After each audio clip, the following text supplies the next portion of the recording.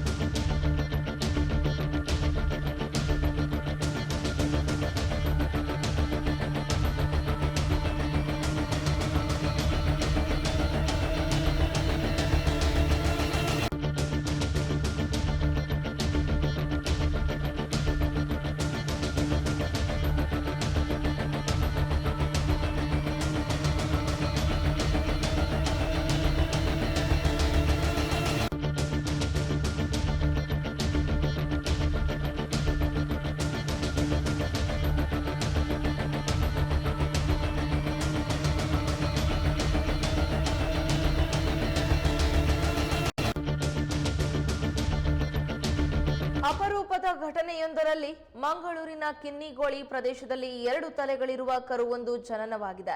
ಸ್ಥಳೀಯರ ಹಾಗೂ ಪಶುವೈದ್ಯರ ಗಮನ ಸೆಳೆದಿರುವ ಕರು ಸದ್ಯ ಆರೋಗ್ಯದಿಂದ ಕೂಡಿದೆ.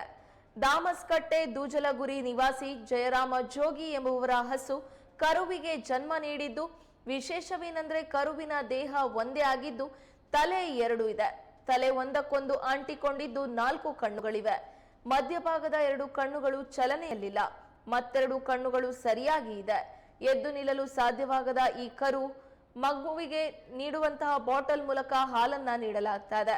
ಹಸುವಿನ 2ನೇ ಕರು ಇದಾಗಿದ್ದು ಈ ಬಾರಿ ಹೆಣ್ಣು ಕರುವನ್ನ ದನ ಹಾಕಿತ್ತು. ಮನೆ ಮಂದಿಗೆ ಹೆಣ್ಣು ಕರುವೆಂಬ ಖುಷಿಗಿಂತ ಮುಂದೆ ಈ ಕರು ಆರೋಗ್ಯವಾಗಿ ಇರಬಹುದಾ ಅನ್ನುವಂತಹ ಚಿಂತೆ ಜಾಸ್ತಿ ಆಗಿದೆ. ಸದ್ಯ ಎದ್ದು ನಿಲ್ಲಲಾಗದ ಸ್ಥಿತಿಯಲ್ಲಿ ಈ ಕರುವಿದೆ. ಕರುವನ್ನ ಎದ್ದಿ ನಿಲ್ಲಿಸಿದರೂ ದೇಹದ ತೂಕಕ್ಕಿಂತ ತಲೆಯ ತೂಕವೇ ಜಾಸ್ತಿ ಇದೆ.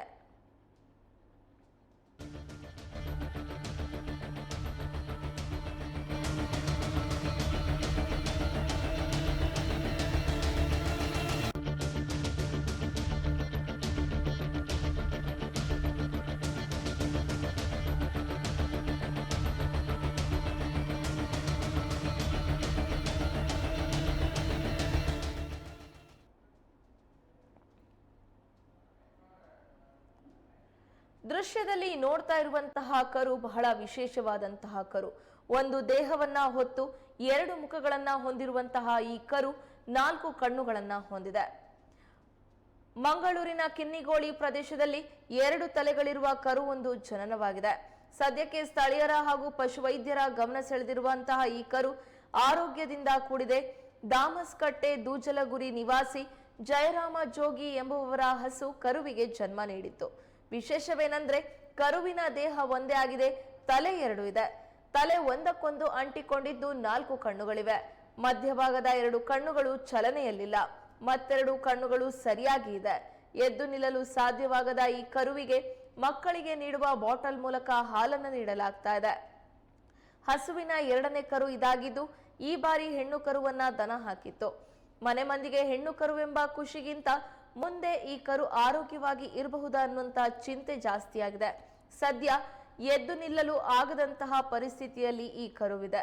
ಕರುವನ್ನ ಎದ್ದು ನಿಲ್ಲಿಸಿದರೂ ಕೂಡ ದೇಹದ ತೂಕಕ್ಕಿಂತ ತಲೆಯ ತೂಕವೇ ಜಾಸ್ತಿ ಇರುವಂತಹ ಕಾರಣಕ್ಕೆ ಇದು ಸ್ವತಂತ್ರವಾಗಿ ಎದ್ದು ನಿಲ್ಲೋಕೆ ಆಗ್ತಿಲ್ಲ.